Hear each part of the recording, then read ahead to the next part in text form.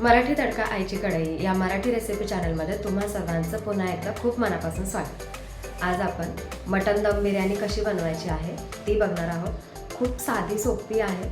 जोपर्यंत तुम्ही बनवत नाही आहे तोपर्यंत खूप आवड वाटते। मला पण बनवता येत नव्हती, पण आता जेव्हापासून मी शिकले तेव्हापासून मला असं वाटतं की खरंच खूप सोपी होती। तर चला आपण वेळ न घालवता आधी पटकन रेसिपी बघून घेऊया। बिर्याणी बनवताना सगळ्यात आधी कांदा परतून घ्यायचा। त्यासाठी चांगलं कडक तेल तापवलं आहे आणि लगेच कांदा यामध्ये टाकलेला आहे। बघू शकताय कडक तेलामध्ये पटकन फ्राय होतो, जास्त टाईम लागत नाही। तर असा ब्राऊन कलर येईपर्यंत तुम्हाला कांदा परतून घ्यायचा आहे। आता हा साईडला काढून घ्यायचा। मॅरिनेटसाठी थोडेफार मसाले मी एक्स्ट्रा काढलेले आहेत। तर त्यामध्ये गरम मसाले घेतले, अद्रक लसूण मिरची कोथिंबीर पुदिना आणि तेजपत्ता। आता आपण मॅरिनेट करून घेऊया। सगळ्यात आधी 1 किलो मटण घेतलं मी, चांगलं स्वच्छ धुतलेलं। आता यामध्ये मसाले घालून घेऊया। जो मी प्लेटमध्ये रेडी केला आहे तो सगळा मसाला मी आधी यामध्ये टाकत आहे। मसाला तुम्ही तुमच्या हिशोबाने टाका, तुम्हाला जितकं तिखट हवं आहे काय त्याप्रमाणे तुम्ही मिरची ॲड करा। मला थोडंसं स्पायसी हवं आहे, त्यामुळं मी थोडी बारीक चिरलेली मिरची पण घातली आहे आणि वरतून काही मसाले पण ॲड केले।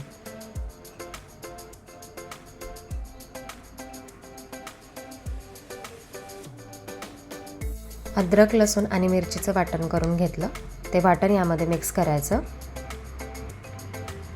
2 ते 3 चम्मच तुम्हाला जसं तिखट हवं आहे त्याप्रमाणे दही, मी अर्धा किलो दही घेतलेलं आहे, ते पण यामध्ये ॲड करायचं। आता मसाले यामध्ये ॲड करूयात। तुमच्याकडं जे मसाले असतील ते तुम्ही घाला। बिर्याणी मसाला मी 2 चम्मच घातलेला आहे।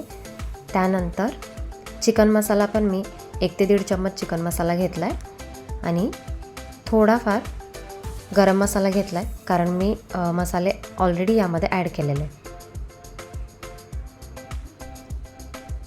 2 ते 3 मिरची पावडर,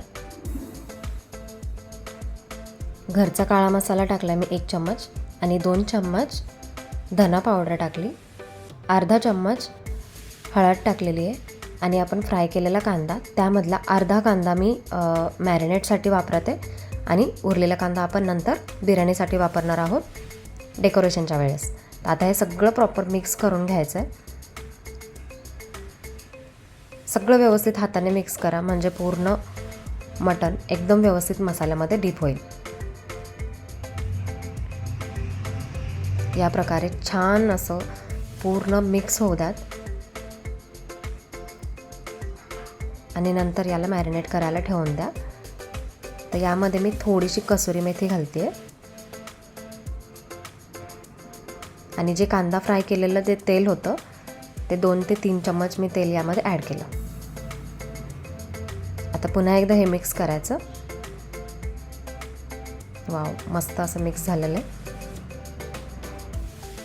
चमचा किंवा तुम्ही हाताने केलं तरी चालेल। आता मीठ घालूयात चवीनुसार आणि याला झाकून ठेवूयात। मी 4 ते 5 तास मॅरिनेटसाठी ठेवलं होतं। तुमच्याकडे एवढा टाईम नसेल तर 1 तास तरी ठेवा। बघू शकता काय भारी झालं आहे ते, मस्त मसाल्याला तेल सुटलेलं आहे। पूर्ण मिक्स करून घ्यायचं। एकदम छान प्रॉपर मॅरिनेट झालेलं आहे। जितकं तुम्ही छान मॅरिनेट करता ना तेवढं छान टेस्ट बिर्याणीला येते। आता मटण आपल्याला आधी शिजवून घ्यायचं आहे। चिकनपेक्षा मटणाला बराच टाईम लागतो, तर तुम्ही हे पातेल्यामध्ये टाकण्यापेक्षा ना कुकरला शिट्टी करून घ्या। मला पातेल्यामध्ये बनवायला खूप टाईम गेला, लवकर शिजत नव्हतं, त्यामुळे मला खूप वेळ गेला यामध्ये। तर तुम्ही मॅरिनेट केलेला मसाला डायरेक्ट कुकरमध्ये घाला आणि जिथे तुम्हाला 4 ते 5 शिट्ट्या लागतात तिथे तुम्ही 3 ते 4 करून घ्या, म्हणजे थोड्याशा 1-2 शिट्ट्या कमी करून घ्या। त्यानंतर ते पातेल्यामध्ये घालून मग त्याला थोडंसं वाफवून घ्या। आता थोडंसं मटण शिजायचं बाकी आहे, त्यामुळे मी इकडे एक साईडला पाणी ठेवते त्यामध्ये फूल गरम मसाले काही ॲड केलेले आहेत, दालचिनी टाकल्या 2, शहाजिरा, पुदिना आणि कोथिंबीर. आता 1 लिंबू टाकला आहे मी यामध्ये, अर्धा लिंबू, ज्याने भात आपला असा सुटसुटीत होईल, मोकळा मोकळा होईल. तर मी बारीक गॅसवर पाणी ठेवलेलं आहे. ते पाणी होईपर्यंत या साईडला मटण रेडी होईल.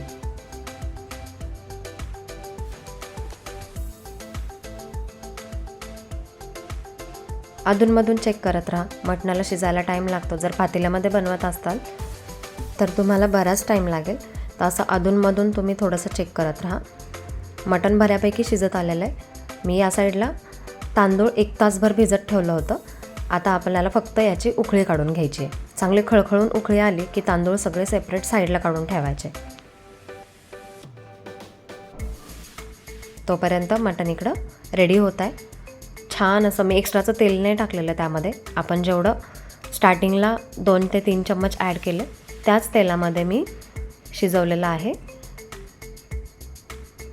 खूप छान असं मसाला तेल सुटलं आहे. मसाला पण एकदम छान तयार झालेला आहे. मस्त दिसायला पण खूपच भारी दिसतं. आता या मसाल्यामध्ये पण मी बारीक चिरलेली कोथिंबीर आणि पुदिना ॲड करते. हे पण आता सगळं मिक्स करून घ्यायचं. तोपर्यंत आपला राईस इकडे तयार आहे. आपण तो सेपरेट काढून घेऊयात.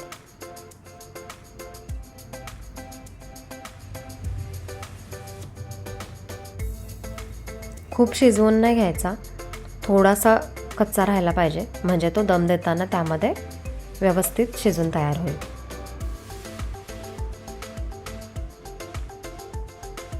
मसाला बघा, प्रॉपर मसाला तयार झाला आहे आपला. खूप छान.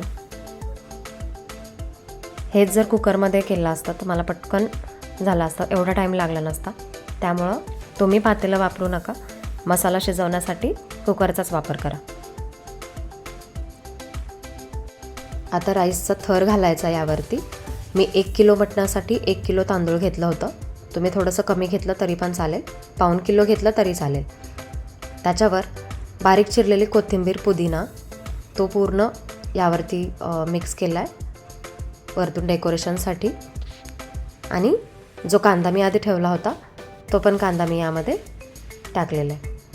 आता काही काजू आहेत, स्किप केले तरी चालेल, पण मी थोडेसे डेकोरेशनसाठी वापरले आहेत. आता फूड कलर ॲड करते मी, ग्रीन कलर. तुम्हाला जो हवा असेल तुम्ही तो ॲड करा.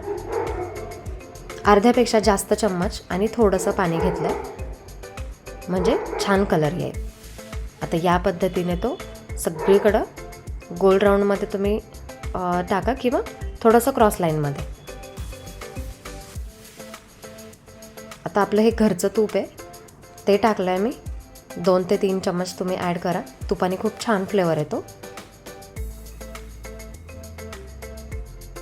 आणि 2 ते 3 मिरच्या. आता हे खाली उतरून घेऊया.